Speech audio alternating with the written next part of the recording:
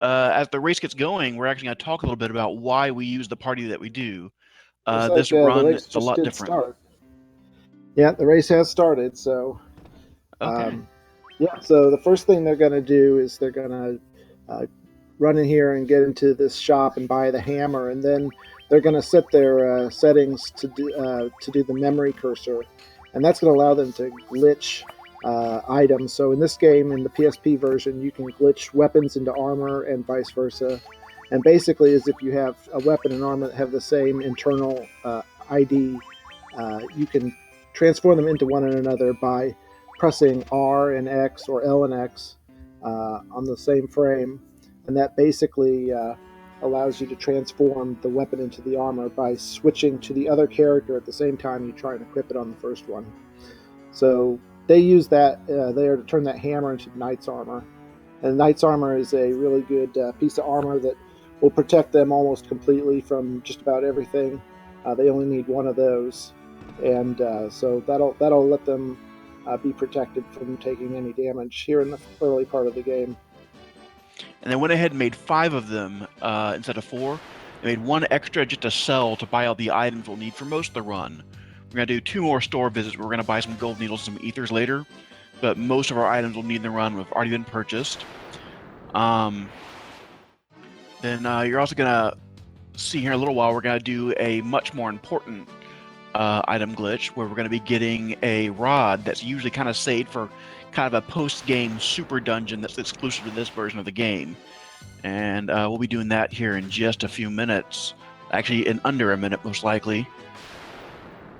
It's right here in the Chaos Shrine. There's just a little chest over there to the left that we can get that normally has the leather cap. You can transform that into the Judgment Staff.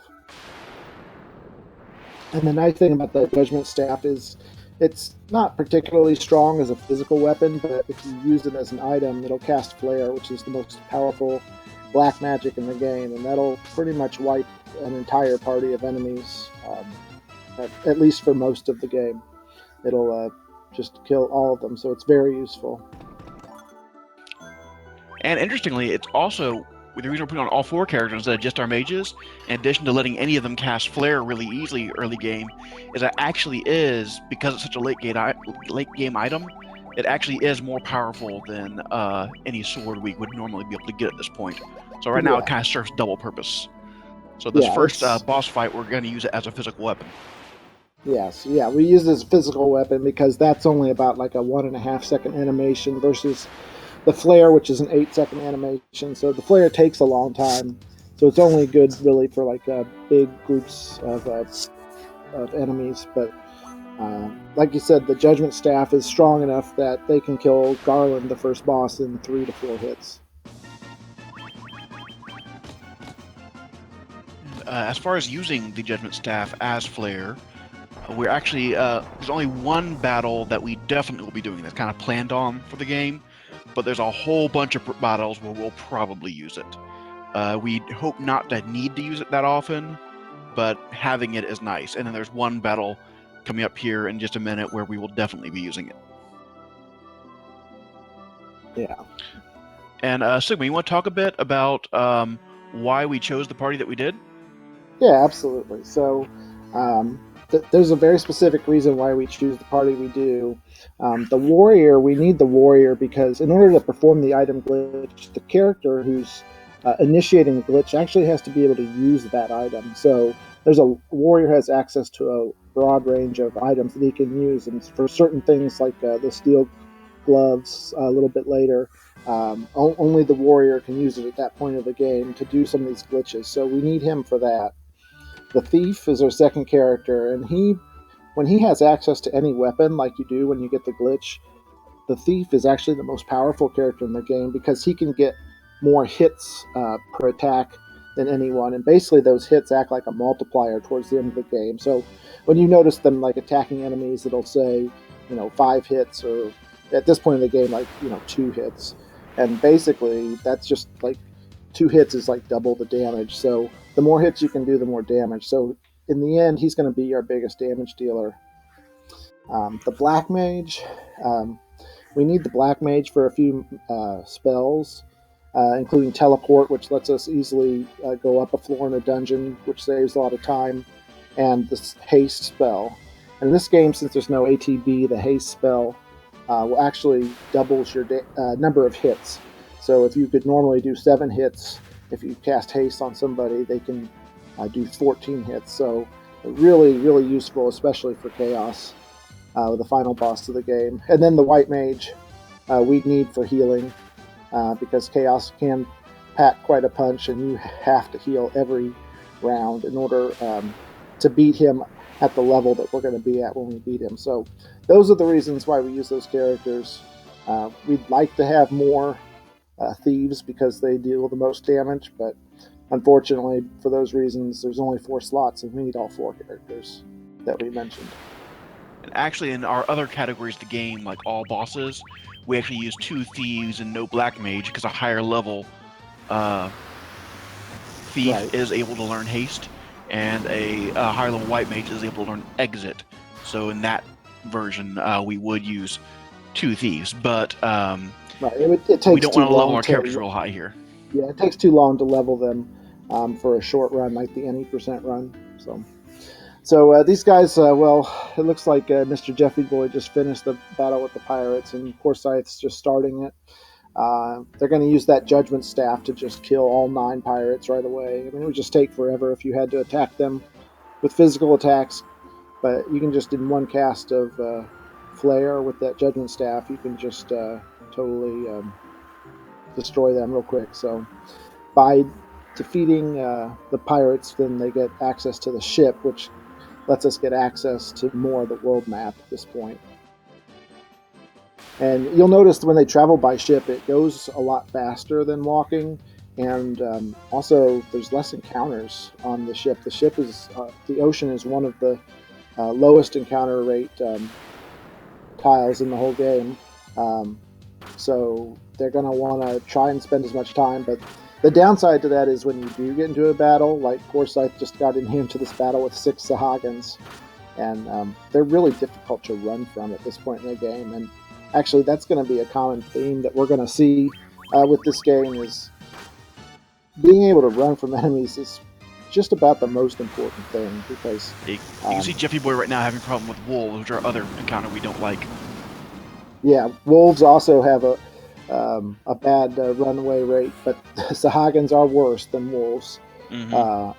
So you don't want to see them at all. If you want to get a battle, there's a buccaneer battle on the ocean, which is okay. They're not too bad to run from, but in general, they just want to avoid the battles on the sea. And if you're lucky, you can get away with only a couple in the entire run. But if you're unlucky, you might get up to 8 to 10. So. And while we're talking about, runaway luck, that's actually going to be one of the major factors in the RNG in this game. This game has a whole lot of luck in it, and it has to do with what encounters you get, how easily you run from them, how many encounters you get. We're actually right now in the process of keeping track, for some of us, for our encounter rates, just to kind of try to get a good statistical analysis going on just how unlucky the common run is, as far as plus or minus how many battles you should expect, because it's looking like the 175 range is a really good run. 200 is a pretty common number, and then within that, the kind of battle is a very big indicator. Some battles might cost you 3 seconds, some might cost you a minute or more, just depending on the enemy formation, whether or not it's an ambush, if your characters get paralyzed.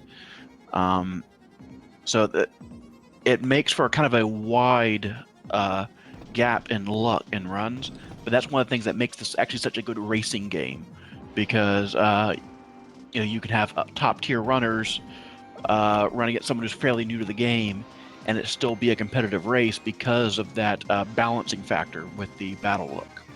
Right, yeah, like if you get a preemptive strike against enemies, you're guaranteed to run first try, but if you get an ambush, you have to wait for all of your characters to, or for all of the enemies to attack your characters. So if you get a 9 enemy ambush, it just takes forever. So that's why we talk about the quality of the encounters. You want to have as few ambushes as possible, and if you do get them, you maybe hope that they're only in a 2 or 3 enemy pack instead of 8 or 9.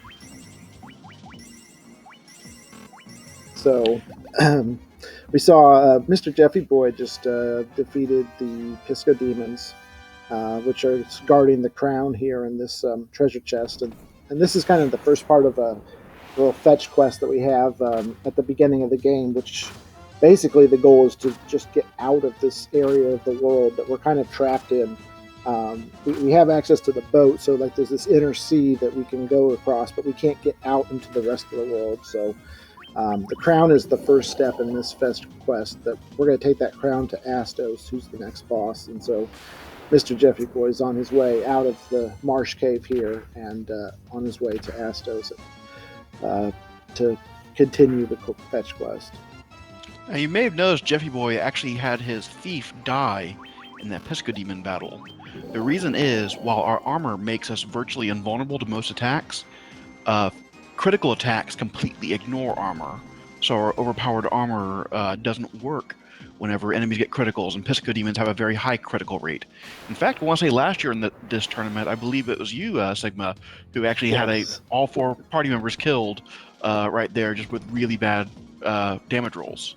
Yeah, I did. I mean, I made the mistake of not healing beforehand because I had never had them actually kill all of my characters before in all my practice. But yes, it did happen, and I lost like 11 minutes on my first race last year. So it's always a good idea to just heal at least a couple of your characters so that they can't kill everyone. And speaking of healing, you'll notice that our thieves and our warriors are not getting healed to full health whenever they get low on hit points and we heal them, or if they die and we revive them. Why is that? The reason for that is that a little bit later in the game, about 40 minutes into the game, we're going to do a little mini grind session. It's only about 1.5 minutes, 2 minutes. And we really just need to grind levels on the white mage and black mage so that they can get the spells that we need for them. So in this game, you split experience between characters who are alive at the end of the battle. So we're going to want them to be dead. So the character that we do the grind on has the spell Thundara, which can do approximately 70 damage to all characters. So what we want is for our thief and warrior to be at or below 70 health, pretty much between now and that grind fight. So you'll notice, like on PoorScythe's side, his warrior has a little bit more. He has about 109.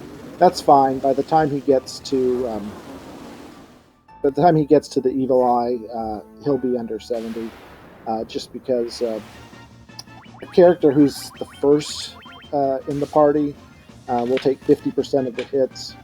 Second character will take 25%, and the third and fourth characters will take 12.5%. So he's much more likely to get hit by enemies. So he'll be fine as far as that goes.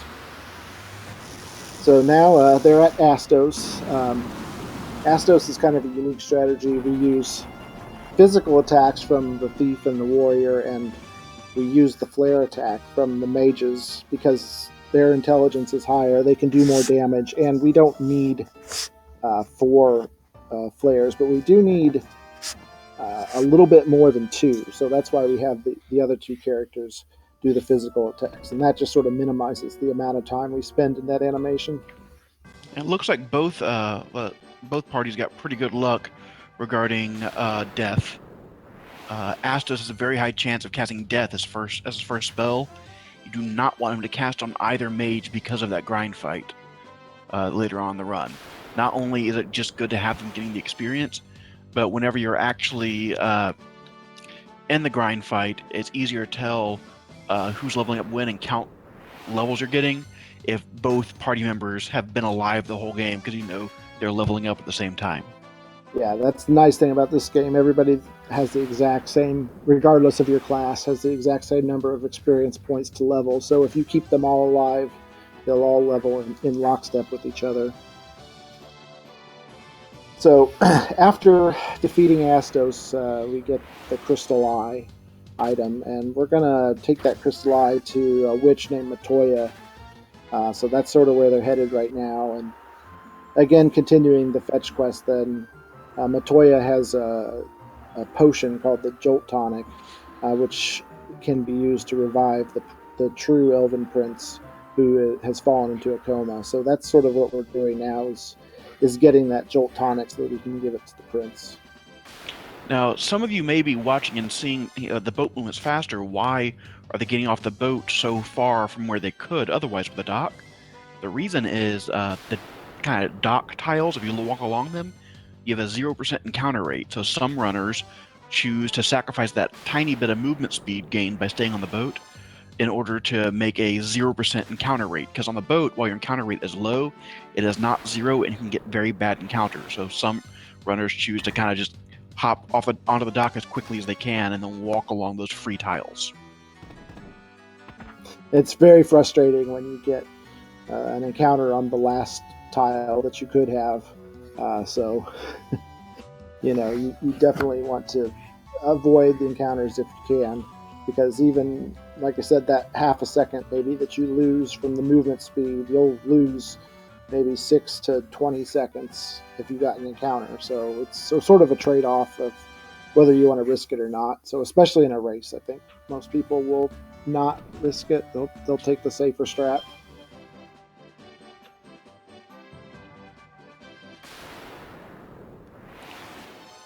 Alrighty, so Jeffyboy's on his way back from Matoya's cave.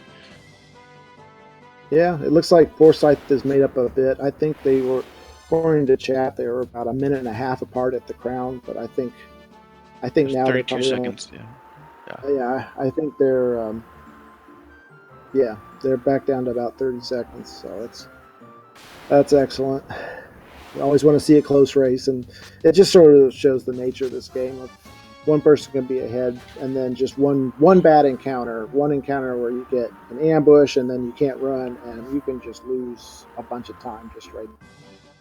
Yeah, and that's the beauty and the kind of frustrating part of this game is that it keeps things interesting at the same time. It can be frustrating. We actually had a race right before this tournament. It was a 6-person race that you and I were both in, and at one point going to the final dungeon, we were like within a second of each other, and then you ended up winning by like 6 minutes just from the encounter rate at the end of the game. Yeah. Yeah. I mean, no lead is safe in this game, especially when you consider that the final boss has a non-zero chance to totally just troll you and kill you. So, exactly. So anyway, these guys have gone in and they've given the jolt tonic to the prince, and then they get the mystic key. And the mystic key is allows us to unlock certain doors that have been locked. One of those doors is right here in this castle, and we're going to use that. Did Jeffyboy skip that door? I think he went and got the gold needles first, which is sort of suboptimal. Yeah, he's going back in. Yeah. You definitely need this. So in this treasure chest here is a mithril hammer, and we can use that to glitch on the thieves armlet. So you'll notice in this case, instead of just glitching one, we're going to glitch onto 3 of our armor slots. And the thieves armlet really helps us run away from enemies, increases the agility. So it's a +5 for every one that you have. So by equipping 3, it's a +15 to our agility. So we're going to be running from these enemies with a lot higher success rate now. And this is the first time you really notice that we're actually equipping armor equipment, not only that we're not supposed to have, but in slots where it's usually not allowed. Yeah, that's the good thing. Nice thing about the glitch, you can glitch any armor onto any of the 4 slots. But you'll notice we're not glitching it onto our shield slot, and the reason for that is if the game were to call up an animation for us to block with the shield, it looks for the animation for that armor ID, and if it's not a shield, it most of the time will actually crash the game. So we don't do that. There is going to be an exception a little bit later in this game where we will be able to glitch an item onto the shield slot that's not a shield. But for the most part, we're going to have to glitch it on the other 3 slots, the helmet, body, and arms. Alrighty. All right. And Jeffyboy is now on his way over to Mount Durgar, however it said, to drop off the nitro powder that we've been spending this entire game so far trying to obtain. Yeah, that nitro powder was in the first castle in the game, but it was behind a locked door, so we had to do all that to get the Mystic Key just so that we could unlock the door.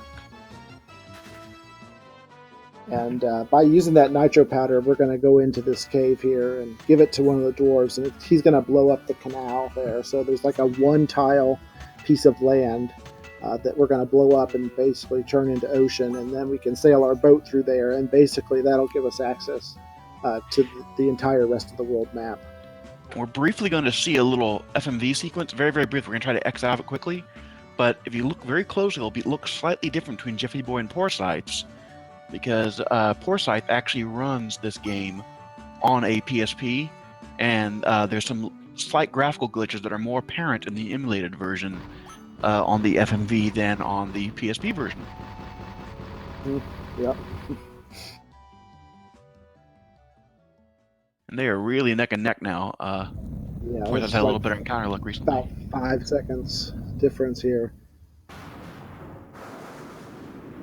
Now, that didn't look too bad for me on JeffyBoy's side, but you can definitely tell when it's on your emulator. You can just see Twitch sort might of be hiding it a bit. Jagged lines, yeah. So these guys now they have access to the rest of the world, and of course once you go past that canal, like literally like 20 tiles past it, you'll see another dock and another town. So that's actually where you're supposed to go, and that's where we're going to go. And we're going to go into the town of Melmond, and there's really not a lot to do story-wise in there, but we're going to use it to perform probably the most important glitch of the game. So what they're going to do is they're going to go in here to the armor shop. They're going to buy the steel gloves, and then they're going to use that to glitch the barbarian sword onto all 4 of our characters. And the barbarian sword is the most powerful weapon in the entire game. It doesn't exist in any other version of the game. It only exists in the PSP version, and it's the drop you get from defeating the final boss, the hardest form of the final boss in the hardest bonus dungeon in the game. So it's extremely powerful. It's 2.5 times more powerful than the Mazamune, which is the most powerful weapon in the NES version. So this weapon is going to let us just basically destroy pretty much every boss in the game. There are really only 2 bosses in this game, in this route, that cannot be killed in one cycle once you get the barbarian sword. There's some others that may not be, but the final 2 bosses are the ones that every time require at least 2 rounds. Yeah. We're also going to be doing another bit of a fetch quest here in a minute. You'll be hearing that from us some, how we're doing some fetch quests, especially this early part of the game. And a lot of people say, well, a lot of RPGs have a lot of back and forth fetch quests, and that's true. But a lot of the later Square RPGs were able to kind of hide that fact with cutscenes and character and plot development.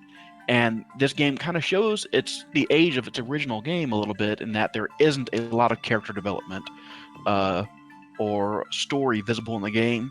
So, little things like going back and forth between 2 places several times feels more fetchy than it would with something with a stronger narrative reason for doing that.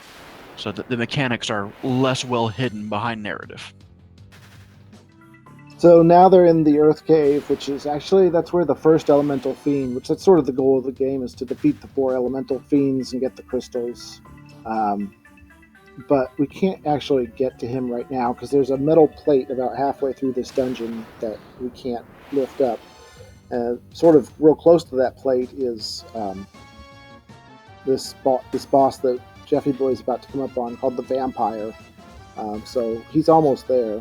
Now you'll notice he just ran into some cockatrices, and one of his characters got turned to stone. This is a little dangerous for him because you can get ambushed by these guys and have all 4 characters turned to stone, and then it's game over. And he didn't save, and he's got 2 characters, but managed to get the Judgment Staff off. It's pretty important to save in a race like this, just in case that were to happen. But he fortunately is able to defeat them. And Meantime, PoorScythe is dealing with Pisco Demons on his side. This is the first floor where the game really starts to kind of show what kind of we fear from here on out, which is unrunnable encounters, which the Pisco Demons are, and enemies that have some kind of instant death. Because as far as we're concerned, petrification is instant death during a battle. And there are also enemies that have abilities that just straight up kill a character with no defense against it. So at this point in the run, starting this third floor, you start worrying a lot more about random battles. Bosses aren't really much of a threat, as the random battles for a while are going to be the big thing. yeah, that's true. So they both actually were within like about 3 seconds of each other of killing vampires. So now, unfortunately, if they were to go a little bit further, they'd see that metal plate that they can't get past. So unfortunately, they're going to have to walk all the way back up out of the cave. The vampire was guarding that star ruby item, and then we can give that star ruby to a giant that's in another cave, which gives us access to a sage that has an earth rod that will let us lift that metal plate. So unfortunately, we have to come all the way out of this dungeon, go to another cave, and then come all the way back in, go past it, and all the way down to the bottom to defeat Lich. So you see a lot of the Earth Cave in this run. Yeah, the places visited most often in this game are the Earth Cave and Melmond. The first three floors, the Earth Cave and Melmond, you see both of them twice. Oh, you see Melman 3 times, really. Oh yeah, 3 times. You see both of them 3 times, rather. Yes, you see these on the way in, on the way out, and then on the way back in. So. Yeah. With Melman, you do the first time is when you do the glitch. The second time is when you buy some magic, and the third time is when you give the Rosetta Stone to Dr. Une. So, but we're getting a little ahead of ourselves story-wise. Yeah. But yeah, it's just kind of funny that just Melmond is just one of those places that it's kind of like DuckTales, and you keep going to Transylvania all the time. All right. So interesting. These enemies that we run across sometimes out here called shadows. We've seen them a few times now. They can only give you a preemptive attack or an ambush. Ambushes are really bad, but there's a 7 and 8 chance of a preemptive. So generally, we don't mind seeing them. Until you get the ambush, and then. So we just had the preemptive there on JeffyBoy screen. Yeah. So now they're in this giant's cave, which it's a really short cave, but you got this big giant in the way, and he won't move unless you give him the star ruby. So, fortunately, also a very high encounter rate. Yeah, it does have a high encounter rate. Fortunately, it's short, but even though it's a really short cave, it's not uncommon to get 2 or 3 encounters in here.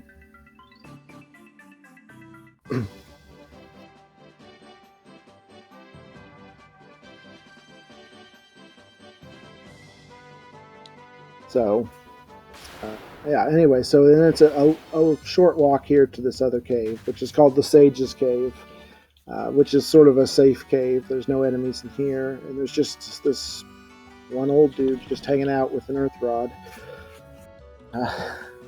Once you make it to him, he's like, "Oh, you need that, don't you?" And he gives it to you. So, kind of simplistic in a way, but still, it definitely required to get through this game. If we could find a way to get past that plate without the earth rod, I think a lot of people would be happy. Yeah. Like, the very beginning has that big long fetch quest, but for most of us, this one is our least favorite fetch quest. Mage Rion, brought up in chat was the warp spell. You can't get the warp spell, the teleport spell yet. You have to have a black wizard at level 19 in order to get it. There is an item that you could use called Emergency Exit, which does the same thing, but the only way to get the Emergency Exit is to play this. There's a mini game, like a sliding puzzle game, that you can play once you have the ship. And if you beat that in between 30 and 60 seconds, you have a 1 in 6 chance to get an Emergency Exit. So because of the difficulty of the game and the incredibly low odds to actually get the item you want, and the fact that you have to spend 30 to 60 seconds to get that item, most people do not go for that. And learning to actually play the 15 puzzle game is not super easy either for a lot of people. So people used to use it if when it was trying to easier to grind. get, if there was a more reliable way to Yeah. get that, it would be very nice to be able to get out of the Earth Cave. Yeah, and every time that the world record's broken again, people talk about doing it again to grind out world record, but then I think we all kind of have the feeling that All that right, so might save you a minute or two, but luck is more than that. We talked mostly about the enemies. There's not a lot of bad enemy. Well, one thing that we didn't talk about, these enemies that we just saw with PoorScythe, the white and Ghast, or any of these undead type of enemies, they can actually paralyze your characters, and that's bad. Because if you're paralyzed, you can't move, you can't flee, you can't attack, you can't do anything. And if all 4 of your characters get paralyzed, then that's something we call a paralock. And basically, you're just locked in this cycle where they just keep hitting you, and when they hit you, they have a chance to re-paralyze you. And so it's really hard to break out. It's sort of random whether you break out of that paralyze. So especially if you have low hit points, you can actually just have them just whittle away your hit points, 1 or 2 at a time, and completely kill you. Yeah, paralock, it's not common, Shinbreaker, are you but still it's there? really bad. I am. I think we lost Shinbreaker. All right, Hopefully can you hear me now? he'll come back Okay, in. yeah. Let's see if he's in Discord here. Yeah, he's still in here, but I can't hear him. Sounds like Sigma. Yeah. So anyway, so now PoorScythe's on to floor 4. So he's taken the lead a bit here.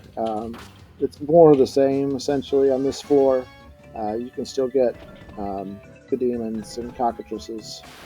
And now on floor 5, actually has the lowest encounter rate in the game. And this is where Lich is. And so you're going to see here, PoorScythe is going to save before Lich, because we talked about it's easy to kill most of these bosses, and Lich will go down in 2 to 3 hits, but he does have a spell, Blizzara, that he can use, and if he casts that on you before you can kill him, it can totally wipe your party. So,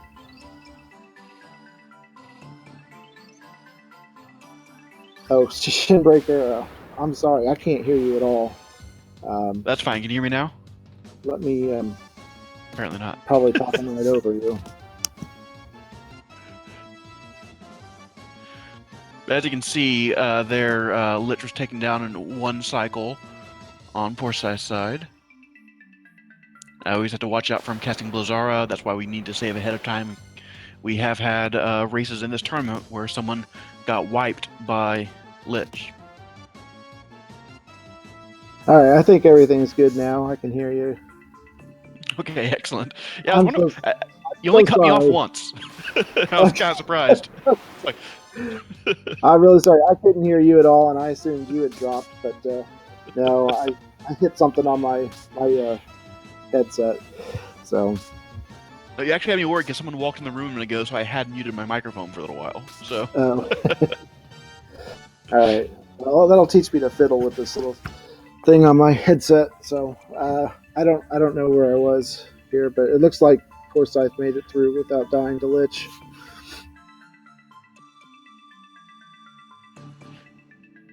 So as you can see, they were neck and neck before. Now there's a little more of a gap, and that's just encounter luck on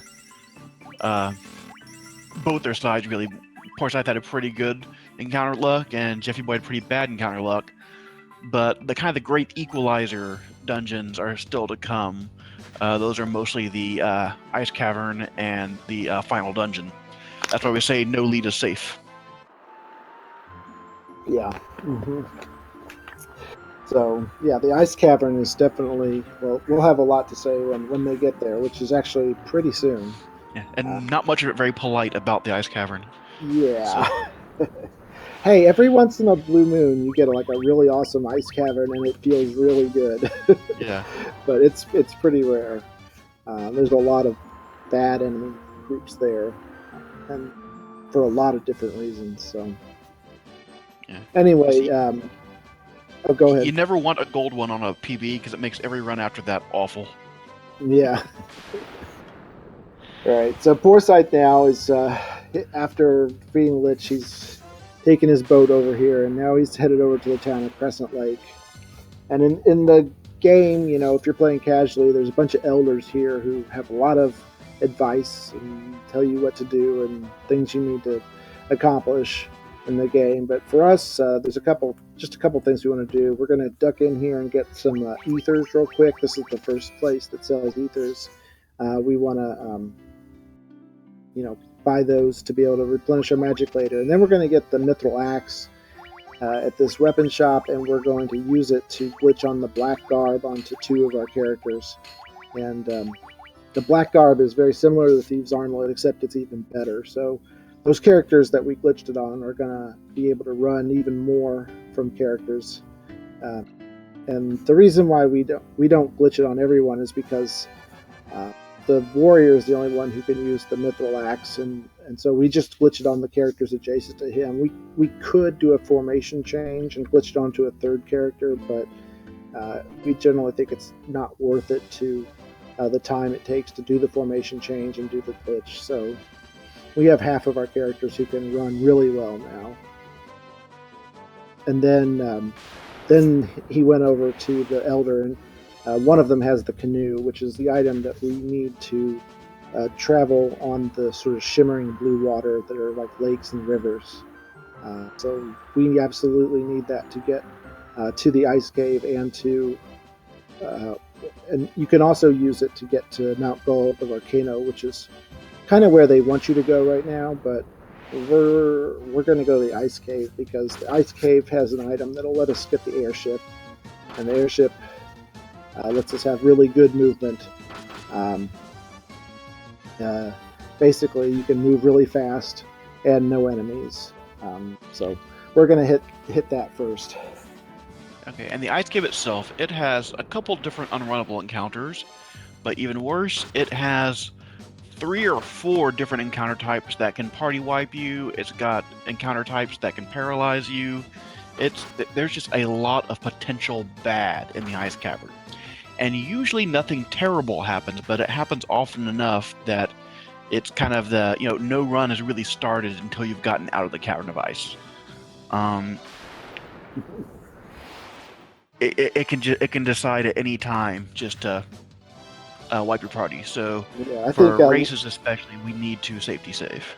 Yeah, I think Lenifus had a race last week where he died 6 times in the ice cave, which is, I mean, beyond horrible. I mean, 1 death is bad, but not unexpected. 2 is kind of bad. 6 is just unreasonable. So here, PoorScythe has made it to the ice cave, and he's got Pisco demons. And actually, even though they're unrunnable and annoying because you have to kill them, they're pretty safe. They're not going to die to Pisco demons. And that's kind of the ice cave in a nutshell. The unrunnable isn't that bad. Any other cavern, that'd be an awful thing to run across.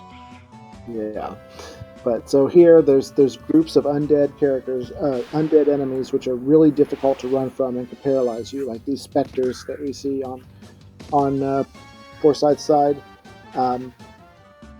There are mind flayers, which look like Pisco demons, but they have a move that can instantly paralyze all 4 of your characters. And if that wasn't bad enough, their physical attacks have instant death attached to them. So there's about a 50-50 chance that you're going to get killed by them if they physically attack you. Here we see the Ice Gigas Winterwolf, which, again, not too bad, except that The they're Winterwolves can unrunnable. cast Ice Storm, but there is not a powerful version of it. Yeah, they do know Ice Storm, but you probably won't wipe that unless you're really low level, or low hit points, excuse me. Or if it's White Dragons. Yeah, now, White Dragons are another... they're a rare encounter in here, but if you get them, they can cast Ice Storm and just wipe your party completely. Speaking of things that can wipe your party with 1 spell, there's also Dark Wizards. Dark Wizards. They can cast Faraga. If they ambush you, they can cast it 3 times, We also have cockatrices. Just generally, this cave has lots of potential horrible stuff. You'll notice here, PoorScythe walking back for some spike tiles. He's just lowering the health of his warrior and his mage there. Then he gets mind flayers. Oh boy. Uh-oh. He's not running from him. There, he got away. That was fortunate. Oh, that's always scary to see. Yeah, mind flayers are actually pretty easy to run from, but if you miss a couple of times, it's not guaranteed, so it's pretty bad. So now, PoorScythe's coming up here on this grind fight that we were talking about. So right in front of the Levistone here, there's a spike tile, which is guaranteed to always have this evil eye enemy on it. So he's going to defend with all his characters and then hope that he casts Thundara, which he does in the second round. Yep, and that kills his warrior and thief, and now he can kill the evil eye with his mages and give all the experience to them. So after he does that, he's going to pick up that Levistone, and then he's just going to run just back and forth on this one tile until his mages are at level 18 plus one extra encounter, so basically like level 18 and a half. And that's because the spells they need they get at level 19, and the next dungeon will get them to level 19. So we just go to 18 and a half here. And the reason he went and healed up, there's a small chance of the evil eye going ahead of one of your characters. If he casts Thundara, you don't want to die if he casts it again on you. Yeah. It's always just safest to just you go into your menu, heal up your mages, and also give you a chance to see what level you're at that time, so that you know you can count to 18 and a half without having to go into your menu multiple times. So the mistake we all fear making here, because we've all made it, is actually taking one step too far and falling here. That's one of the reasons we grabbed the Levistone before we finish the grinding. In case we fall, we can go do a smaller grind later on with a backup grind.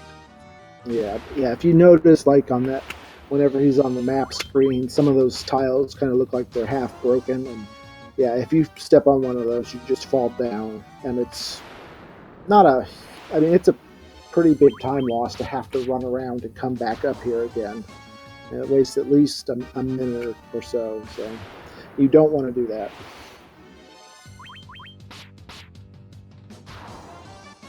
But so far, PoorScythe has actually had a really, really good Cavern of Ice. Yeah, he has. I think he's going to be expanding his lead pretty good here.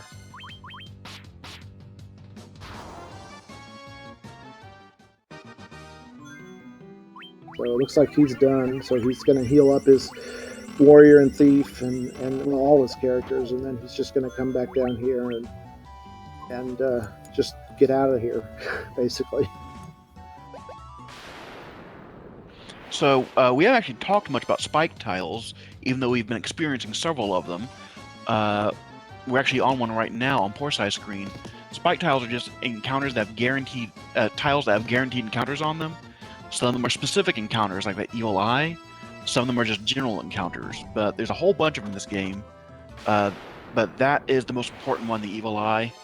But there are actually two of them that we worry about in this dungeon. One has a bunch of undead, which is the one right after they fight the evil eye. They'll be hitting it a second time. But there's a variety of them in the game, and if we do for any reason end up being a half a level shy because we miscounted somewhere, there actually is a dragon zombie guaranteed tile we can use later as a backup grind fight. Yeah. Those dragon zombies don't give as much experience as evil eye, but like you said, if you do fall and you have gotten like to level 17 or so, it's probably worth it to just head on to there and just grind there instead of trying to come back up here. And had a close call on the evil eye actually over on Jeffy's screen. Oh wow, yeah. They gazed his white mage before casting Thundara. Oh yeah, so that's bad. So now his, if you notice, his black mage is at 14 and his white mage is at 11. So he's going to be off on the levels, but his black mage will have higher level throughout the game, which isn't a horrible thing. It actually may pay off later. From here on out, we're actually going to be looking real closely at the hit point pool for our black mage and our thief. The final boss has some very powerful spells. There's a very good chance when you get to that point of the game that some of the later spells from the final boss are powerful enough to one-shot either the Black Mage or the Thief from full health. There's an item we can get later that will allow us to temporarily increase their hit point pool by 200, but we would rather not have to use it in that final boss fight. So we're going to be keeping a close eye because your hit points on your characters, like all your stats in this game, you have random rolls to determine what stats go up what amount sometimes. So our hit point pools may actually be kind of low on onto our characters, but they may be high. A few extra levels in the Black Mage will not hurt our chances there, though. Yeah, that's why I said it may not be the worst thing in the world to have the Black Mage a little higher, because it's definitely looking pretty good on actually both of their sides. Yeah, but 222 before the grind's even over is really good. If I'm going for an amazing time, I'll usually hold out after about 225, 250 in a race is usually my line for my Black Mage, how many hit points I require him to have at the final boss before I won't give him a Giant Tonic. Oh yeah, see, I always think 270 is my line. If it's below 270, it's 270 for the ninja, definitely. He has a little lower magic defense naturally. All right, so now on PoorScythe's side, he has lifted the airship out of the desert by using Levistone. So now we have that airship that lets you travel around really fast without any enemy encounters. But the downside to it is you can only park the airship on grass tiles. So you can't park it on the forest or the desert or swamp or anything else. So there's still a lot of the places we need to go. We're going to have to park kind of far away and walk to where we need to go. So that's how the game doesn't, make it totally broken as far as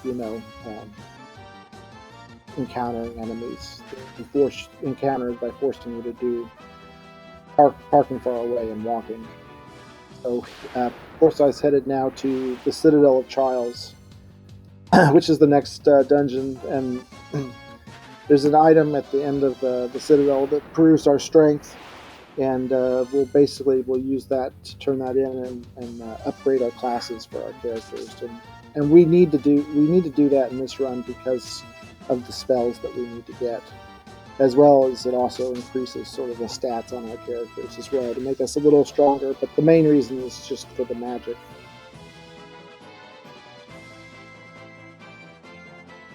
We used to actually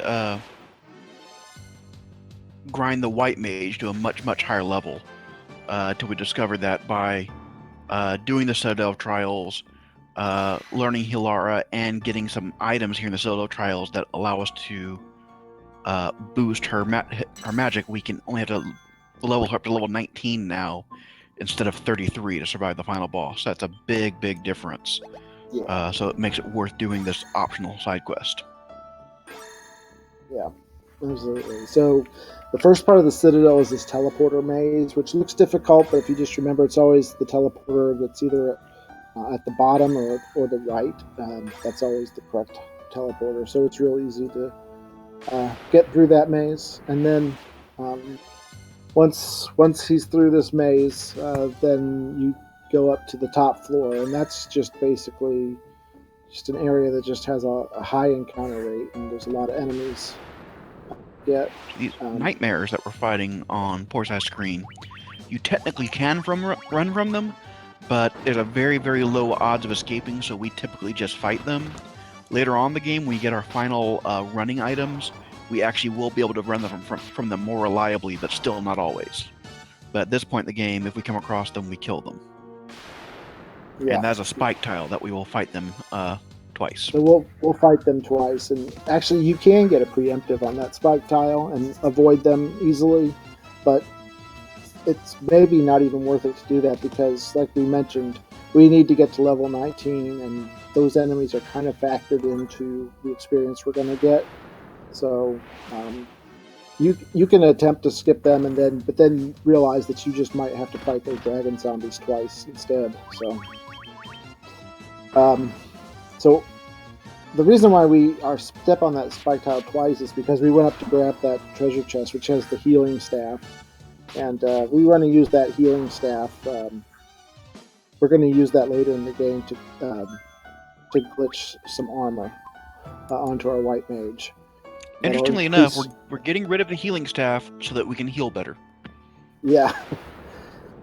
Yeah, that's right. Well, you don't technically get rid of it; you just glitch it. But I that's guess one that's true. thing we didn't mention about the glitch. You're not actually transforming the item; you actually are making a new item out of it. So, like here, we're going to pick up the gauntlets, and we'll use that to glitch the golden staff later, much later in the game. In fact, right before the final boss.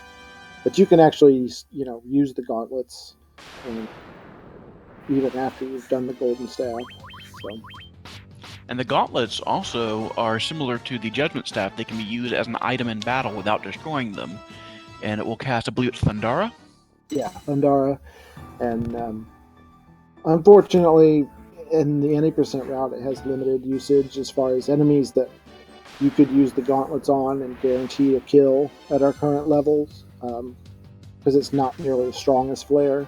But it does have a much shorter animation, so in those rare scenarios, basically in the Sunken Shrine, um, where we can use that, a lot of people will use that gauntlets instead of a judgment staff.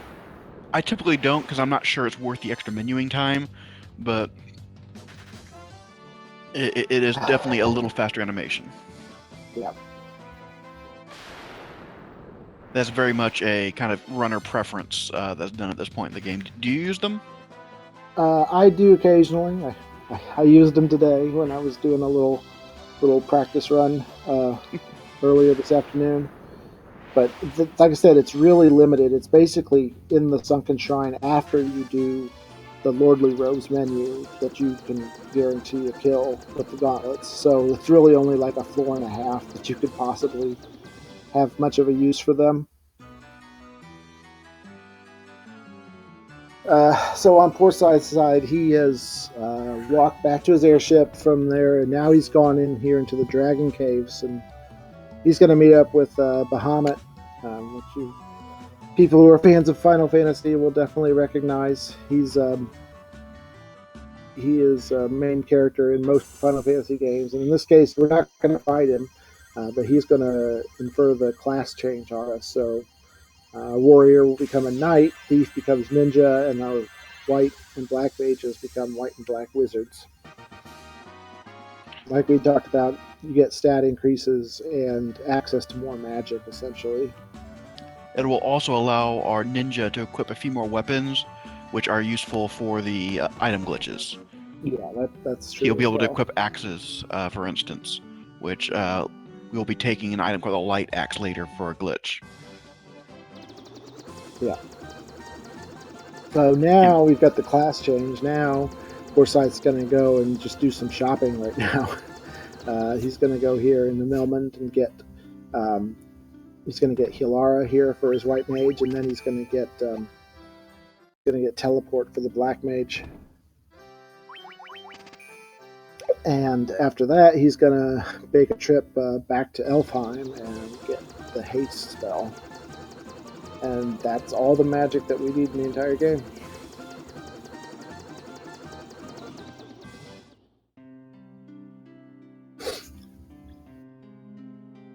So after doing the shopping, then the next task, we're finally going to get around to going to that volcano that the elders told us to get, but we decided to go get the airship first. Fight the second elemental fiend, Marilith. So while we're in this volcano, you'll notice that we'll be walking as much as we can on the lava tiles. The reason for that is this dungeon actually has an extremely high encounter rate, one of the highest in the game. But when you walk on lava, those tiles specifically, it does 1 hit point of damage to your entire party, but has a 0% encounter rate. So all the non-lava tiles have a very high odds of giving you an encounter. The lava tiles themselves will not give you encounter tiles. So we will, as much time as possible, walk on that lava, and then midway down, we're going to go ahead and heal up, just in case we get an ambush from something like a hellhound that can cast fire on your whole party. We don't want to get wiped. Typically, at the beginning of the next floor, we tend to heal. PoorScythe's getting quite a few encounters, so unfortunate here. One or zero encounter trips here are not unheard of. He's had, I think, 3 so far. Yeah, so. And 3 is kind of the break-even point between a good and a bad one, I would say. If he gets any more, yeah, this is a 4th encounter. That. Yeah, this is kind of a bad gold for him. Oh wow! Oh my goodness! He's just getting lots of encounters. Unfortunately, this is a chance for Jeffyboy to catch up a little bit here. If Jeffyboy were to get a good Mount Gold. And there are 2 unrunnable encounters, I believe, in Mount Gold. The fire elementals and the ogre mage. Ogre mage hellhound. Yeah. Yeah, Ogre Mage, if you get Ogre Mage by itself, they're runnable. If you get Hellhounds by themselves, they're runnable, but Ogre Mage Hellhound combination are unrunnable. And then the Fire Elementals, which can only appear on Merilith's floor and have a 1 in 64 chance. So they're very rarely seen in Mount Gold. You can see them in the Chaos Shrine as well. So, anyway, that's Merilith down for PoorScythe. 2-3 hits and she's down. So she's really not a threat at all. Unlike Lich, she has a elemental spell she can deal like Lich, but at this point you're high enough level that you can tank it. So, and you're also high enough level that she's unlikely to even get a turn in. But if she does and uses it, you can pretty much survive it. So one thing that we mentioned, like all those lava tiles that we were stepping on, it decreases our hit points a lot. So we do usually stop about halfway through and heal everybody up to full, just in case you were to get like an ambush from an enemy group. If you were all at 1 HP, you could potentially wipe. So it's safe to just heal up about halfway through. So, we've mentioned a lot about unrunnable encounters. I'm not sure we ever explained how unrunnable encounters work in this game. In lots of later Final Fantasy games, when you run across a enemy group you can't run from, you attempt to run, there's a little prompt that pops up on the top of the screen, says, "Can't run away." That does not exist in this game. So you just kind of have to memorize which battles you are and are not allowed to run from, otherwise you won't know the difference between just a failed run attempt and an impossible run attempt. And that's actually one of the hard things to learn in the game, is just which encounters you can and cannot run from. And just by repetition, you kind of learn it. That's the only thing that I really think that takes more than 4 or 5 runs to, know pretty solid. Right, because a lot of times, like we mentioned, sometimes an enemy will be unrunnable by itself, but when paired with another enemy, you can run, or vice versa. So it just takes a little bit of knowledge of going through and learning which groups you can run from and which you can't. So PoorScythe is in Gaia. Yeah, he's in Gaia. Yeah. So I was about to say the same thing. He's in Gaia after getting the Fairies bottle at the caravan. And while he was at that caravan, he also picked up the Giant's Tonics, which are those items you mentioned that give you 200 extra health in one battle. But so now he's gone to Gaia, released the fairy, and now he's caught up to the fairy, and the fairy will give him the Oxyale, which is an item we need to breathe underwater, which is convenient because the next elemental fiend is underwater. Speaking of Hellhound Ogre Mage, by the way, over on Jeffyboy screen, that is an unrunnable encounter. It's one that we frequently forget is unrunnable when we try to run from it, especially it's not real common in the desert. So let's say you remember though.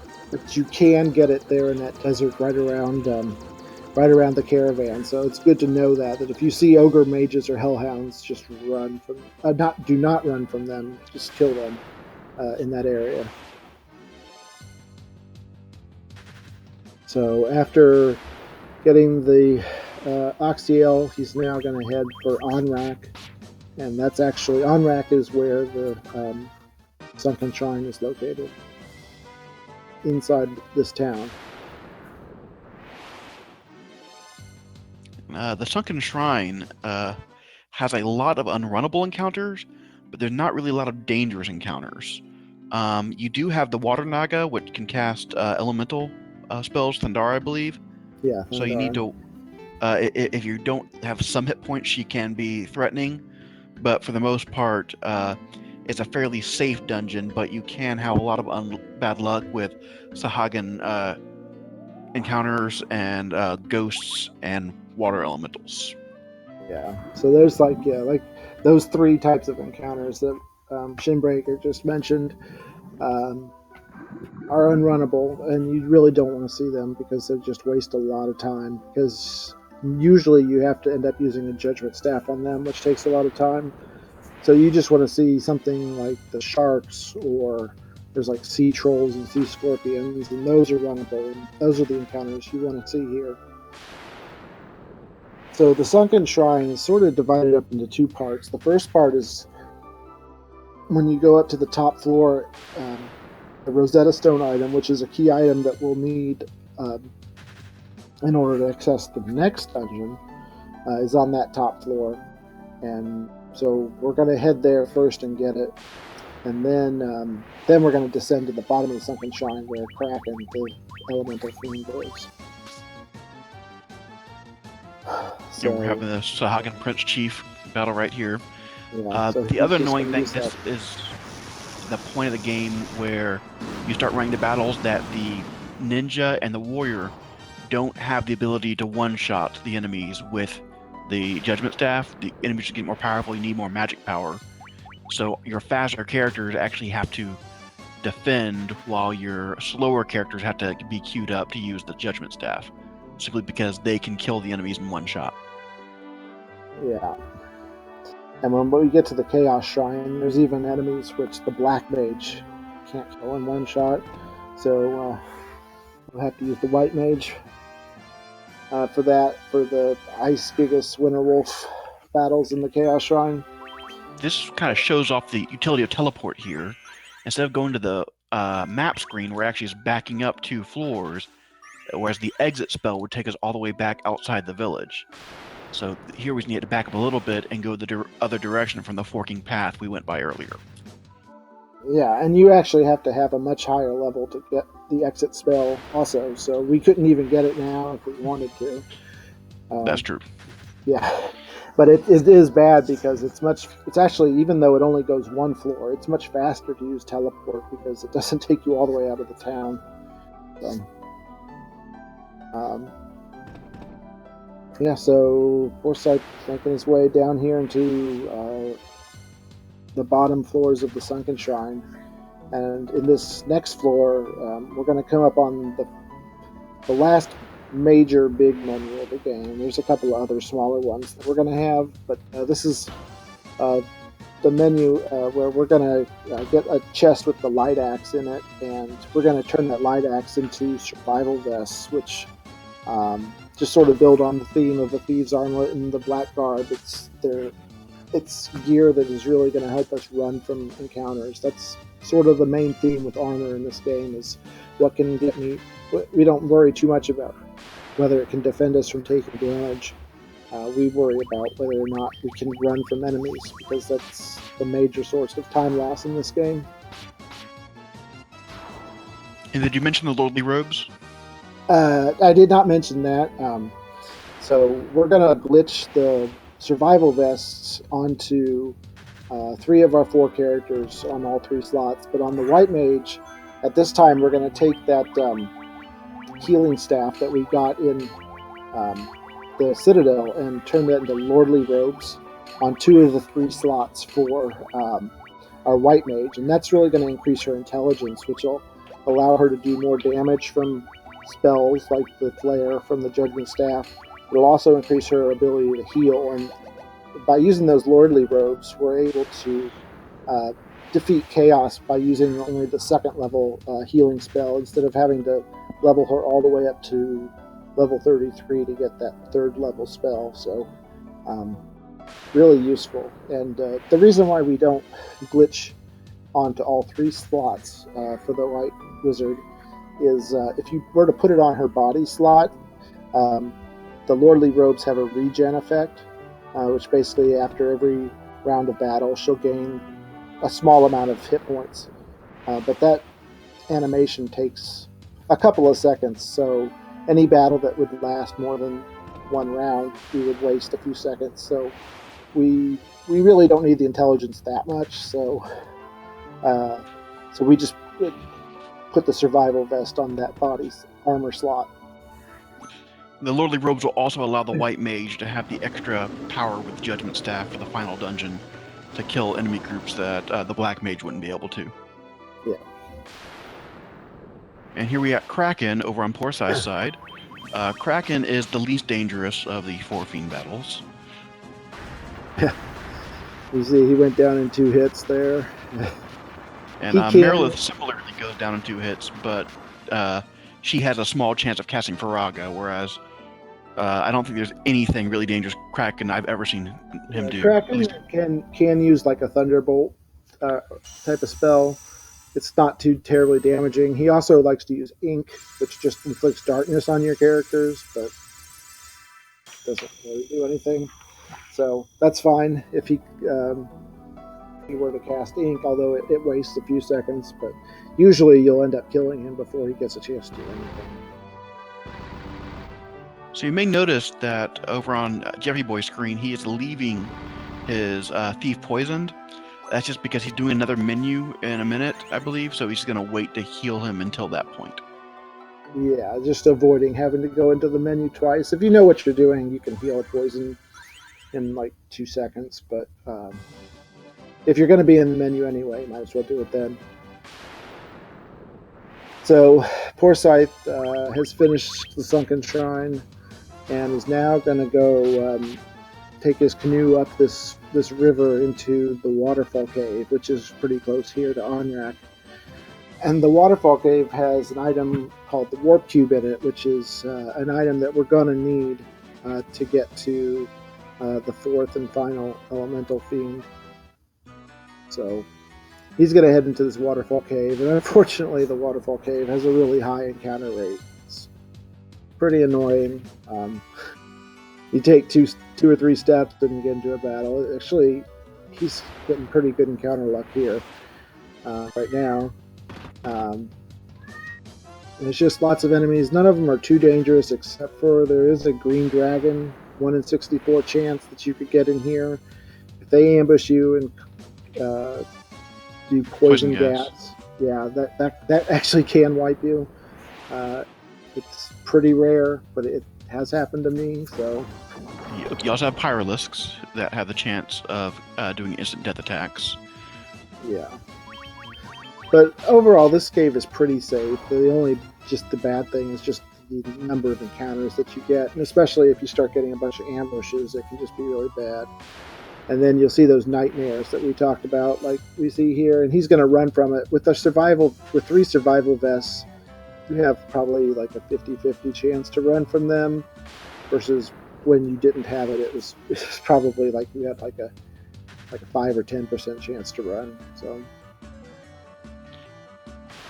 And Jeffy, unfortunately, trying to run from an unrunnable encounter here. And he did not heal the antidote on the thief. Now he's dead. So probably doing a menu here. Yeah, for sure. He'll Phoenix down the thief. Yeah, the thief is the best runner, so you want him alive. Yeah. So back on PoorScythe's side, he gets an ambush on this spike tile. There's a mummy / pyralisk, which he got lucky and there were no pyralisks this time, but you can get mummies or pyralisks on this tile, and got the ambush. And he went off of it and went right back on it. Oh, and he got the bad one this time, but not ambush. He just wanted to show us that tile could give pyralisks. Anyway, so he talks to the robot here, and the robot gives us that warp cube that we're going to need. And then he's also going to pick up the ribbon in this chest here. And the ribbon's a great item because it prevents status effects.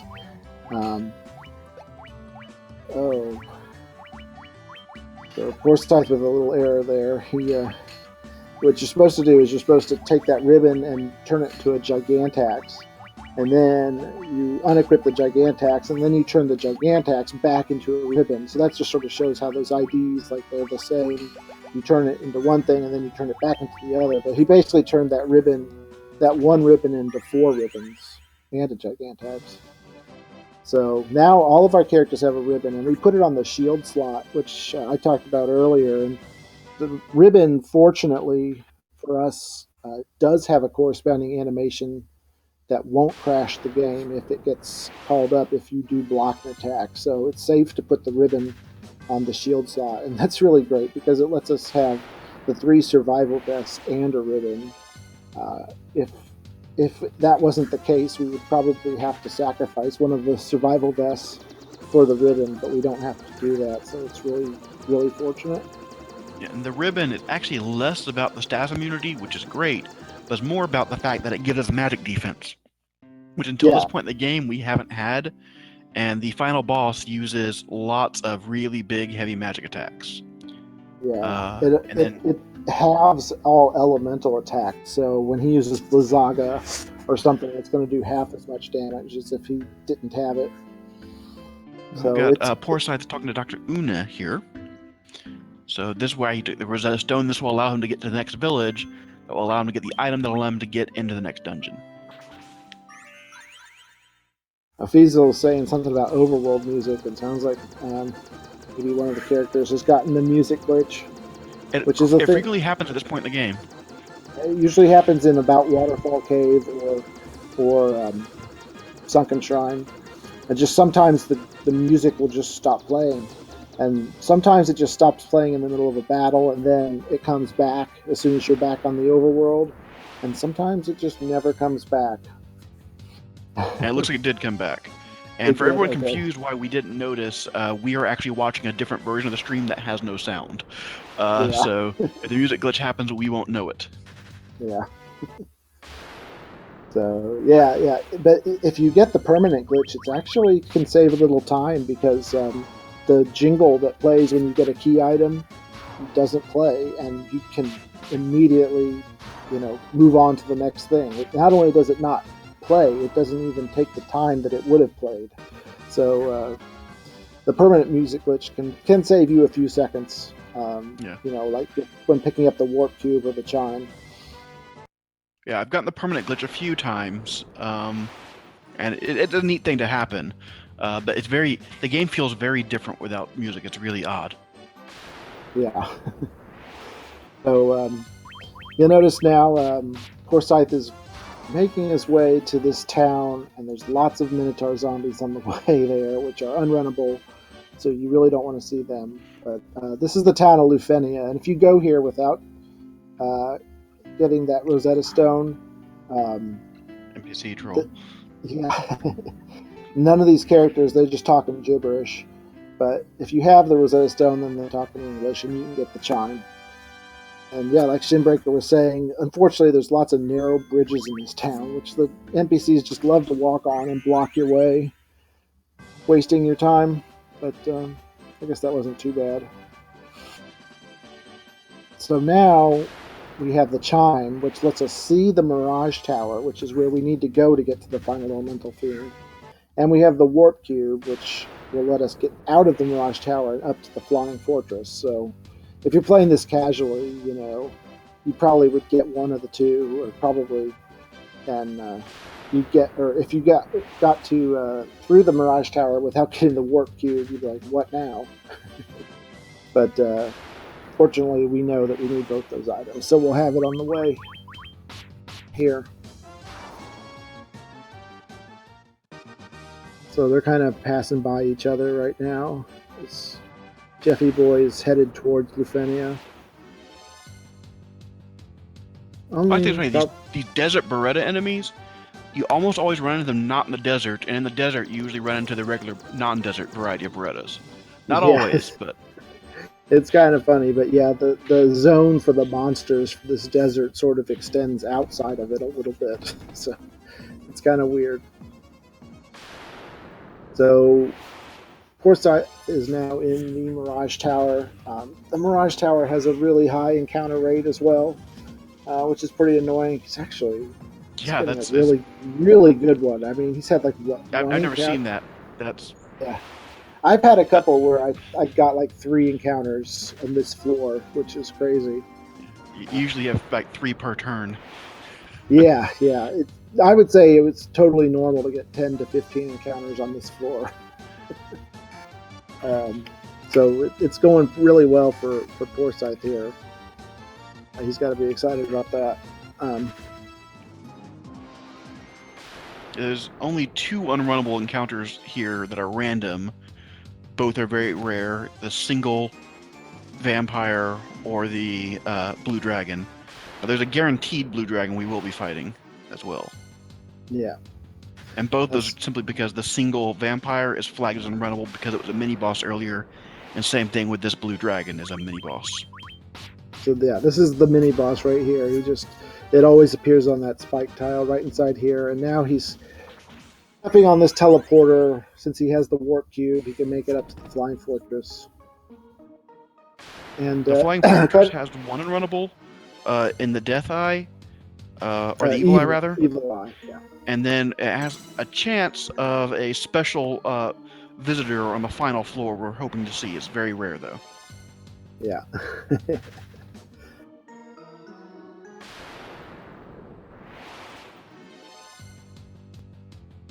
Vlad on chat is asking where the in-game hint go to the Chaos Temple are at the end. It actually is in the Flying Fortress. There's a spot you can go to that kind of points it out in the map. Yeah, I believe there's also some NPCs in Cornelia actually that will tell you that as well. I mean, it's a different message, but yeah, it's not very intuitive, I would say. I remember playing this as a teenager and thinking on the NES and not knowing what to do until I read my Nintendo Power Guide. So yeah, PoorScythe's here on the final floor of the Flying Fortress. He's going to heal up and save because of that visitor, which Fiesel knows in chat here is Warmech. It's a 1 in 64 chance to appear, and he only appears on this floor. And this floor has the lowest encounter rate in the game, so it's really rare. But we have had it happen once in this tournament already, so... And if you run into him, it actually, as long as it's not an ambush, it's kind of a good thing because you get a whole lot of levels for killing them, which helps boost your hit point pool for the end of the game.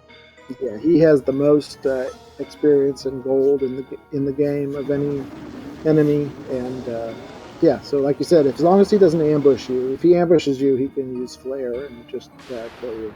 But if he doesn't, you're likely to kill him, and like you said, get a bunch of levels. But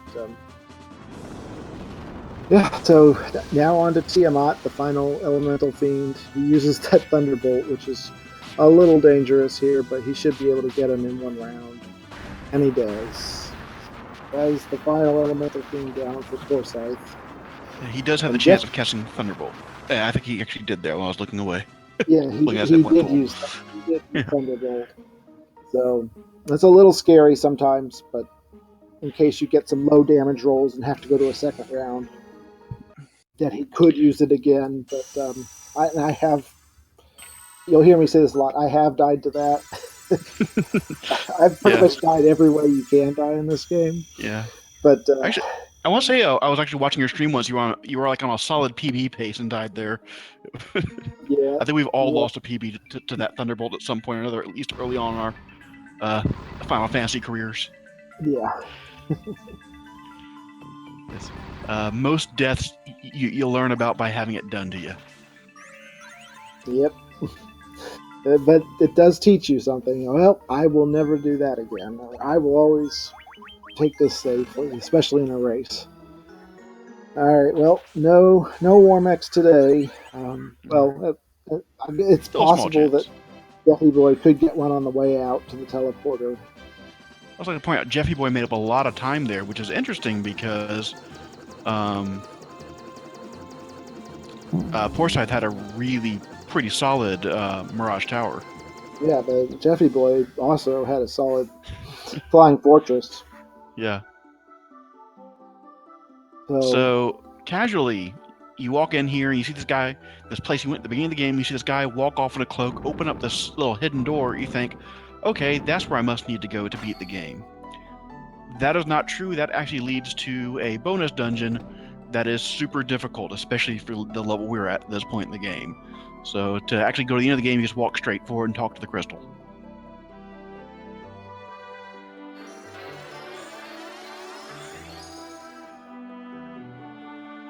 yeah, that dungeon that he went in only exists in this version of the game. It doesn't exist obviously in the NES or even in the GBA or PlayStation versions of the game. Only in PSP. It's Okay, called the officially no Warmac. No Warmac. Well, it's gonna happen. It's gonna happen again. So, so now onto the Chaos Shrine, where there's a lot of unrunnable encounters. You just saw PoorScythe get the purple worm, which is unrunnable, but also pretty tame. Not likely to do very much damage to you, but it just takes some time. We'll see some green dragons, some zombie dragons. These black knights that we see, fortunately, are runnable. So anytime you see those, you're pretty happy, unless it's an ambush, of course, because they appear in large packs. But fortunately, they do seem to be fairly slow, so they do not, unless it's an ambush, you typically get to run before they get a turn. Yeah, that's true. So now here, PoorScythe steps onto this spike tile with the Death Eye, who's sort of Evil Eye's big brother, but he's just as weak and goes down in one hit from the Barbarian Sword. And then, so now PoorScythe's going to play the lute, which is an item we got from the princess at the very beginning of the game, which we kind of skipped over talking about. But you need the lute to progress in the Chaos Dungeon. Fortunately, in this version of the game, you can't miss the loot. If you try and leave that room without it, the princess will call you back and give it to you. But you can miss it in other versions of the game. So here on PoorScythe's screen, you see he's using just the white mage for the Judgment Staff here, because she's the only one who can actually kill these ice gigases with the Judgment Staff. Unfortunately, the white mage is also the slowest character, so all the enemies are getting to go. Yeah. I always sort of pump my fist whenever I use that, and she actually goes before any of the enemies. It's pretty rare. You're like, yes, yeah, I've kind of gotten the habit of going ahead and just attacking the two ice gigases with the a warrior and the ninja, then telling both my mages to cast Judgment Staff and just hoping the white mage goes first. Yeah, it's actually faster. Just like that. It's actually fastest just to use the white mage. By the time you've used the black mages, the Judgment Staff, she would have gone anyway. So I don't recommend doing that. I used to do that too, but then I realized, what am I doing? Vlad in chat asked about bonus dungeon percent. There is a category, we call it all bosses, in which you go into all the bonus dungeons and fight all the bosses. It's a really fun category. It's has a slightly different. Yeah, it's Cruel has done it in under 4 hours. Of course, there's only about 5 runners who've actually done it. I think I have like a 430 something. So there's a lot of time to save. But the bonus dungeons have a lot of random floors, and so it takes a lot of memorization to learn because there's I don't know, like 50 or 60 different floors that you have to learn, and they spawn you at different points in the floor. So you have to be really good at recognizing where you are and how to get out of there. But that's a different category. But it is a category that exists and is kind of fun. So It also, the bonus dungeons, the bonus bosses are from other Final Fantasy games. So if you wanted to fight Gilgamesh while hearing the Final Fantasy V Battle on the Bridge awesome theme, you can do that in the all bosses category. Right. So while we were talking about all bosses, MrJeffyboy is now in the lead. Yep. He's having a very good Chaos Shrine. Having a really good Chaos Shrine. He's fighting Lich here. He's able to kill Lich without Lich using Flare. Lich, always seems to use flare on me. And that spell will probably kill your black mage and thief and ninja, and it also wastes a lot of time. So it's bad whenever he uses that. But let's see if PoorScythe gets it. Now PoorScythe had Lich just do a physical attack, which is fine, and Lich 2 is down on PoorScythe's side, but So Jeffyboy is plot-wise, what coming we've right up done. on Marilith. Yeah, go ahead. Oh yeah. Plot-wise, what we've done here, we've actually gone back in time. Was it 2,000 years? Yeah, And 2,000 years. we are fighting the fiends and then Garland, who we fought at the very beginning, again back in time when they're at their prime. So we're fighting the same 4 fiends, but they're much more powerful this time around. The only one that's really a big threat most of the time is Lich, because he can cast Flare. That being said, there was a big upset with Zelnus on a race last week, where the second version of Tiamat just got into a bad cycle and actually managed to wipe his party. I'd never seen it happen before. It was a really interesting fight. Yeah. So Marilith is down on PoorScythe's side. So this Kraken floor is the floor that's going to make the difference in terms of the encounters that he's gotten. You can get water element. PoorScythe gets 6 water elementals here. He's going to have to kill them with the Judgment Staff. But we got him on Jeffyboy's side as well, so we'll just see who comes out on top here. This is a really close race, and this floor is probably has the most walking, so the most chance to get encounters. But this, depending on what kind of encounter luck they get, is really going to make a huge difference in who takes this race. And Jeffyboy is at Kraken, so.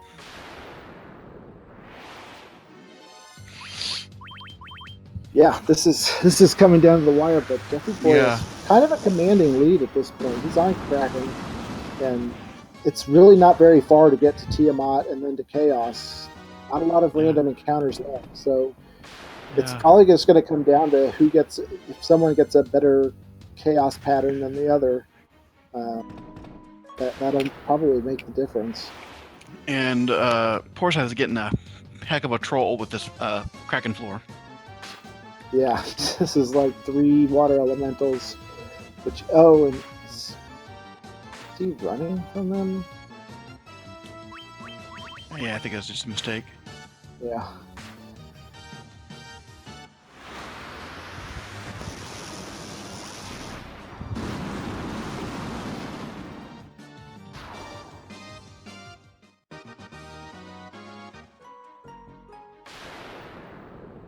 All right, so, oh my god, he got another group of water elementals. I've never seen this bad. Tiamat 2 on the right side here. Looks like Jeffy's fighting him a little unconventionally. Usually we have the Black Mage cast Haste on the Ninja on this fight. It's usually our first use of Haste, but it looks like he's just opting just to attack him. So it's probably going to be a 3-cycle instead of a 2-cycle boss fight.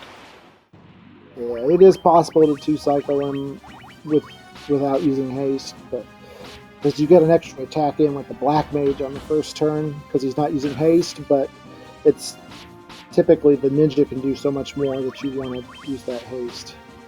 And occasionally that haste actually, you get it going off before the ninja attacks on that first turn, and you can really speed things up.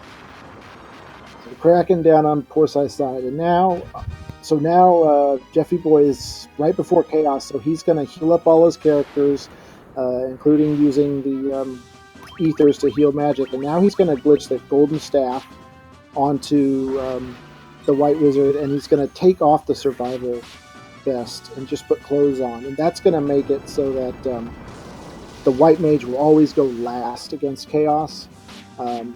You want to do that so Chaos uses his attack, and then the White Mage always heals up before the end of the turn, so that everybody's at or close to full health at the end of each turn.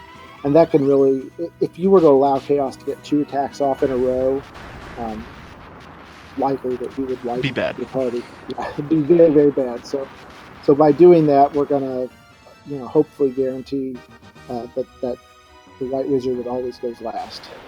So I this have first seen turn, it. Yeah. he's using the Giant's Tonic to increase the hit point pool of his Black Mage and his Ninja, who really needs it. That's a really low Ninja hit point. Too early. It's really low. So You that got later on in the battle, when the enemy's doing much more powerful attacks, potentially, we don't have to worry about them not having enough hit points to tank it, as long as they get kept at high hit points by the White Mage. He's also using the Black Mage, the first 3 turns, to cast haste on the Ninja, the Warrior, and himself to double the damage output. Yeah. And then every turn, the White Mage will be healing, no matter what. Yep, that is correct. So once you get haste on everybody and everybody Giant's Tonic, it's usually pretty safe that you'll make it to the end. But Chaos can use physical attacks, and he can get a critical attack off, and he can just one-shot your mage. Especially if it happens to your White Mage, you're in big trouble because you have no way to heal. So here's Tsunami. Tsunami is a very powerful attack. That also has a long animation, and it's followed up really often by Cyclone, which is also a really powerful attack with a long animation. So this is the point at which you can get into trouble. Yeah, that's right. If he uses 3 skill-based attacks back to back to back, you can lose some of your characters just because they do a lot of damage. You'll notice. But we got lucky. Yeah, you'll notice on PoorScythe's side. I mean, he's healing, but his characters still aren't at full. And if he does a bunch of bad attacks right in a row, he could lose his Ninja there. Oh, with Tsunami here, I mean, his Ninja's probably dead. Yeah, and maybe the Black Mage too. Yeah, the Ninja's gone. Meanwhile, things are looking really good on Jeffyboy's screen. He's got to be done pretty soon here, I think. Yeah, he does get the Cyclone, which is like the worst. Takes this the longest animation attack that Chaos can do, but like you said, Jeffyboy's in good shape here. This won't kill anyone. See, at this point in the battle, I'm not sure I would actually be reviving the Ninja. I think he's done enough damage at this point. It's a risk, and actually, PoorScythe, just decided to reset here. Yeah. He knew he was in that cycle of constantly using Phoenix Downs and then getting killed, so he's just going to start over. And that's GG for Mr. Jeffyboy. Takes Chaos down. 132.04. That's a really solid time for a race. Mm-hmm. Just what a comeback. I mean, he was behind almost a minute going into Chaos Shrine. Yeah, that was a very, very good Chaos Shrine, and a good Chaos battle. Unfortunately, PoorScythe didn't do anything wrong. Both runners executed fairly well. Just sometimes PoorScythe got those horrible encounters. Yeah. He got lots of white dragons at the beginning, and then he got all those water elementals on Kraken's floor. And then Chaos just used all those skill attacks on him. He just got really bad luck there. But that's why we've been saying the whole game. No lead is safe, and that's kind of proof of concept there. Yeah, exactly. But, I mean, we don't just say that to keep people interested. It really, I mean, anything can happen. The Chaos Shrine, there's just so much randomness involved in terms of what kind of encounters you get. Vlad's asking if the Warriors of Light are stuck in the past. No, they go back to the future. And if you watch this incredibly long text scroll, it starts talking about paradoxes and never really resolves itself. And it takes like 20 minutes to read through it. So, but it goes on to basically say that you, the player, are the real hero. And I think that is true. Both of our runners today are heroic for completing their runs and just doing an excellent, excellent job. PoorScythe should be done here fairly shortly. Yeah. He's not sort of behind the, 8 ball in terms of healing this time around. So none of his attacks, like you said, if he uses several skill-based attacks back to back, it can just wipe you There we out. go, And GG. that's GG for PoorScythe with a 134-31. Which actually is still ahead of some of the PBs of people in the double elimination bracket to show you how that's actually a very, very decent time. Yeah, absolutely. Okay. So let's We're see. going to try and invite them over here into the It looks like commentary. Mr. Jeffy Boy. Are you there? Hey guys, this is MrJeffyboy. How's it going? That was an Hi, amazing Good. Jeffy boy. chaos shrine. Jeez. Yeah, you Yeah, you were like a minute behind Forsyth going into the shrine, but you had an amazing shrine, and Yeah, I he saved got 2 minutes on my average just yeah. coming through chaos shrine. It was ridiculous. It sounds like we've got Forsyth there as well. yep. His mic is turned off right now, though. You may not Oh realize yeah, that. yeah. But yeah, congratulations. That was very exciting comeback for you.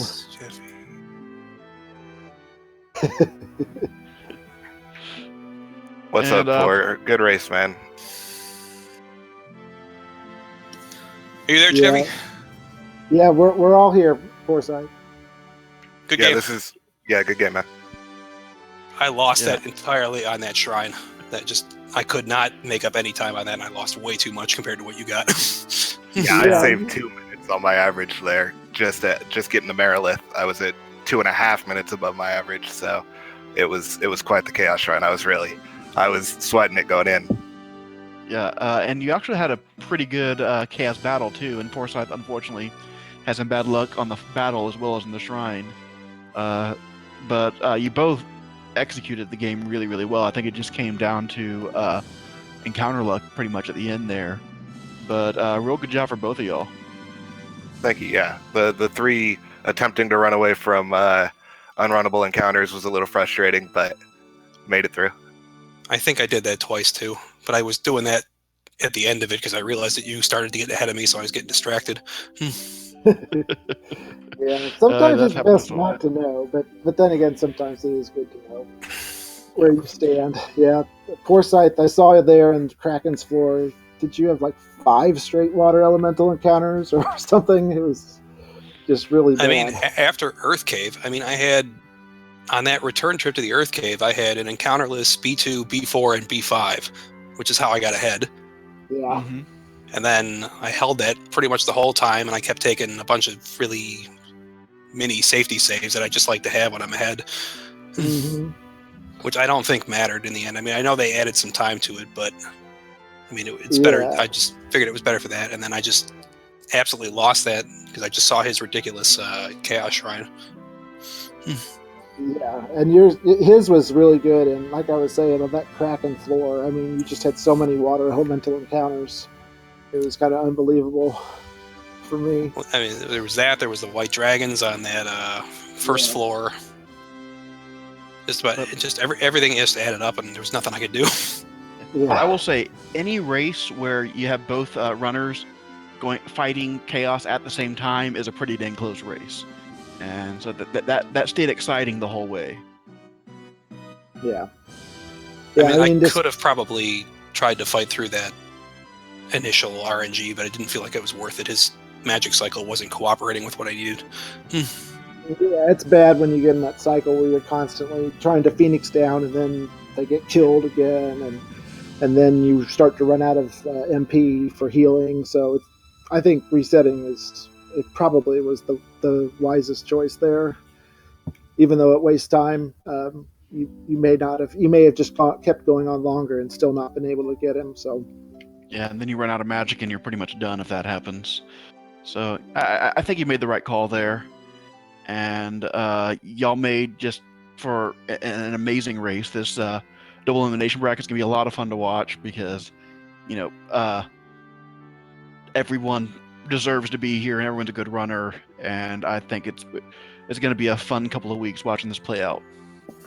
Yeah, I've had a blast with this tournament. I want to thank you guys for going the extra mile doing the commentary. Sigma, Shinbreaker, I know Indy's been doing some commentary. PoorScythe, thank you guys all for doing that. And Feasel, you're the man for the rehost here. Thank you. Yeah, absolutely. And the whole channel Speed Gaming has been a real privilege. Last year it was always kind of ran on our own channels and talked about it later. Having these live runs on Speed Gaming has really brought a lot of excitement to this tournament. Yeah. Well, thank you guys for the race. Thanks, Jeffy, for the race. Thanks, guys, for the commentary. Thank you, Feasel, again for hosting. Yeah, All right. thanks guys, racers, for putting on an amazing race for us here. Yeah, we'll see you guys next time. All right. Thank y'all so much. Y'all have a wonderful night.